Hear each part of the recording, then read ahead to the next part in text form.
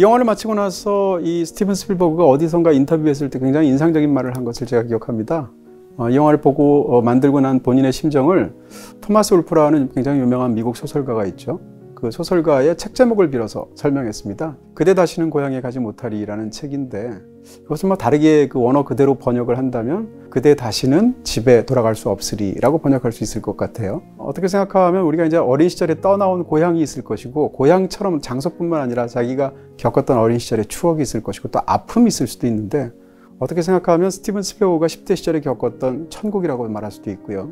혹은 10대 시절에 간신히 벗어나온 폐허라고 말할 수도 있습니다. 그런 곳에 60년간 그 상처와 어떤 그런 아름다움과 이런 것을 갖고 있다가 마침내 이 영화를 만들므로 인해서 이제는 그 시절을 떠나보낼 수 있을 것 같은 스필버그의 어떤 아슬한 그런 심정 같은 게 느껴지는 그런 말이었다고 저는 기억하는데요. 실제로 영화를 보면 그런 느낌들이 있죠. 그만큼이나 이 영화는 자전적이라고 말할 수 있습니다. 근데 솔직히 말하면 이 영화 속에서 등장하는 많은 부분들이 실제 있었던 일이고, 스필버그의 추억들을 재현한 부분들이 분명히 있습니다. 그런 자전적인 어떤 사실이 있을 때 그것을 어떻게 영화에 담아내는가라는 것이 더 중요한 것이고요. 이 영화가 훌륭한 것은 그 속에서 스필버그가 얼마나 솔직했나라는 것도 있겠습니다만, 자신의 이야기를 가지고 스필버그가 얼마나 훌륭한 영화를 만들어내는가라는 것이 더 중요하다, 이렇게 생각이 들죠. 그렇지만 사실은 자전적인 부분들을 이렇게 찾아보는 재미가 있는 것도 사실이고요. 아주 간단히만 말씀드린다면 영화 속에서 등장하는 메인 사건들은 실제로 다 있었던 일들입니다. 제가 무척이나 놀랐던 것은, 사실은 제가 스필버그를 무척 좋아해서 국내에 나와 있는 스필버그의 전기를 2권 다 제가 읽었습니다. 그럼에도 불구하고 이 영화에 등장하는 가장 큰 어떤 사건은 그 2권의 국내에서 출간된 전기에도 묘사가 되고 있지 않습니다. 그 얘기일 정도로 사실은 스티븐 스필버그가 그 얘기를 오랫동안 어떤 비밀 같은 것을 간직해왔던 어떤 집에서의 자기 어린 시절의 상처라는 얘기인 건데요. 그런 결정적인 사건이 영화 속에 담겨 있기도 하고요. 이런 부분뿐만 아니라 굉장히 작은 부분들도 있습니다. 예를 들면 영화 속에서 이 어린 스필버그가 극 중에서는 이제 세미 파벨만이라는 사람으로 나오는데, 이 세미라는 친구가 어린 시절에 영화를 만드는 것에 매혹돼서 수많은 영화를 촬영하는 장면들이 있는데, 그 상당 부분들은 실제로 그 영화를 만들었습니다. 영화에 등장하는 제2차 세계대전 영화인 이스케이프 투 노웨어 같은 작품은 실제로 그 제목 그대로 10대 시절에 스필버그가 만든 영화이기도 하고요.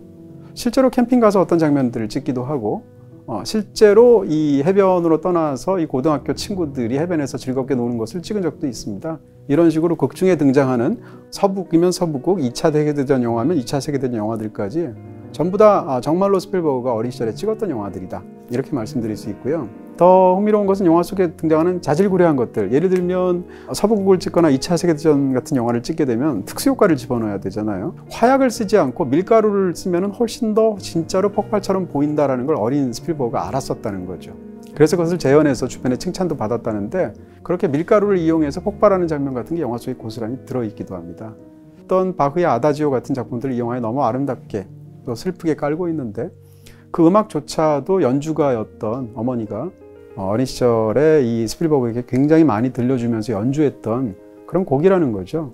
그런 측면에서 본다면 이것은 사실은 스필버그라는 위대한 어떤 영화인의 아주 어린 시절의 어떤 디테일들이 흥미롭게 들어갔다는 측면에서도 우리를 충분히 자극시키는 부분이 있는 그런 작품이라고 말할 수 있겠습니다. 이 작품의 시작은 이 영화의 각본을 썼던 토니 커시너와 스필버그가 뮌헨의 어떤 촬영장에서 서로 이야기를 하면서 처음 출발하게 되었다라는 뒷얘기가 있습니다. 토니 커시너가 이 스티븐 스필버그 이야기에 어차피 시간이 많이 남으니까 질문을 하기 시작했다는 겁니다. 첫 질문이 감독님은 어떻게 처음 어릴 때 영화 감독이 되기로 결정하셨어요? 라고 시작을 하게 됐고, 물음이 꼬리에 꼬리를 묻게 되었고, 그때부터 16년간 대화가 이어지게 됩니다. 그렇게 해서 스필버그 표현에 따르면 마치 토니 커시너한테 상담을 받는 것 같았다라는 이야기를 하게 되는데, 그런 과정 속에서 누구에게도 하지 않았던 자기의 내면한 아픔과 어린 시절의 야망과 호기심과 이 모든 것에 대해서 이야기를 쏟아내었고, 어느 시점부터는 토니 커시너가 당신은 이 이야기를 영화로 만들어야 된다라고 설득하기 시작했다는 거죠. 그럼에도 불구하고 스필버그라면 사실은 오래전에 만들었어야 될 것 같은 이 작품을 무려 2021년도 가장 최근에 찍어서 2022년 말, 그리고 우리나라에서는 지금 상영하게 됩니다. 왜 이렇게 시간이 오래 걸렸을까라는 부분인데, 이 영화에 관련된 어떤 부분이 사실은 가족에게 상처를 줄 수도 있지 않을까라는 스필버그의 마음 때문입니다. 자기 이야기를 소설화하거나 영화화하는 많은 창작자들이 사실은 이런 고민들을 다 겪고 있는데요. 그런 상황에서 혹시 이 영화를 솔직하게 만들면 부모님이 혹은 자기 여동생들이 상처를 받지 않을까라고 생각하게 된 거죠. 그러다가 2016년에 어머니가 돌아가십니다. 그리고 2020년에 아버지가 돌아가시게 되죠. 그런 일을 겪고 난 다음에 드디어 이 모든 것들을 본격적으로 출발시키기로 하고 마침내 영화를 만든 그런 작품이기 때문에 이 영화 속에 담겨 있는 것에는 스필버그의 굉장한 용기와 사실은 정직성과 그런 솔직한 신경까지도 고스란히 담겨 있다, 이렇게 얘기할 수가 있겠죠. 이 영화에서 스티븐 스필버그는 스티븐 스필버그라는 이름으로 출연하지 않습니다. 그러니까 가브리엘 라벨이 연기하는 스필버그의 어린 시절은 영화에서는 이름이 세미입니다. 그리고 스필버그라는 이름 대신에 영화에서는 파벨만, 그러니까 페이블먼이라는 성을 쓰고 있습니다. 일단 세미라는 이름에 대해서 말씀을 드린다면 스티븐 스필버그의 유대식 이름이 바로 세뮤얼입니다. 정확하게 얘기하면 이제 슈무엘인데요. 슈무엘의 영어 표현은 세뮤얼이고 세뮤엘을 또 이제 애칭으로 부르는 것이 세미이니까 어떻게 생각하면 세미 그 다음에 페이블먼이라는 이름을 붙이게 되었을 때 본인의 어떤 유대적인 정체성을 고스란히 집어넣은 그런 이름이다라고 말할 수 있고요. 더 흥미로운 것은 이 영화의 제목까지 주고 있고 이 영화를 일종의 가족 드라마를 보게 된다면 사용하게 되는 성이라고 말할 수 있는 파벨만입니다. 영화에서는 계속 페이블먼이라고 이제 발음하게 되는데요. 이 파벨만에 대해서는 설명도 있고 제 추측도 있습니다. 파벨을 그대로 스펠링 그대로 FABEL로 읽게 되면 연극 용어가 됩니다. 그렇게 해서 연극에서 기존의 어떤 극본이 있고 어떤 스토리가 있다고 말할 때 그것을 만드는 극본가라든지 아니면 그것을 만드는 연출가 입장에서 그 줄거리를 자기의 시각에 따라서 요약한 것, 그거를 파벨이라고 한다는 거죠. 이런 요약본에서 가장 중요한 건 그 스토리를 그 연출가나 작가가 어떻게 보고 있는가라는 관 혹은 해석 자체가 중요하게 됩니다. 이 영화에서 가장 중요한 테마는 삶에서 이뤄진 사건들을 영화로 어떻게 볼 것인가 라는 테마가 굉장히 중요하고요. 어떻게 생각하면 본인이 해야 될 이야기에 대한 통제력이라는 주제가 이 영화에서 굉장히 중요한 키워드가 됩니다. 그렇게 본다면 파벨이라는 이름을 가져온 것은 굉장히 흥미로운, 우리에게 뭔가 시사점을 주는 것 같은 그런 이름이죠. 또 한 가지는 스펠링은 약간 다르지만 발음이 같다고 말할 수 있는 페이블먼이라고 했을 때 페이블은 우화라는 뜻입니다.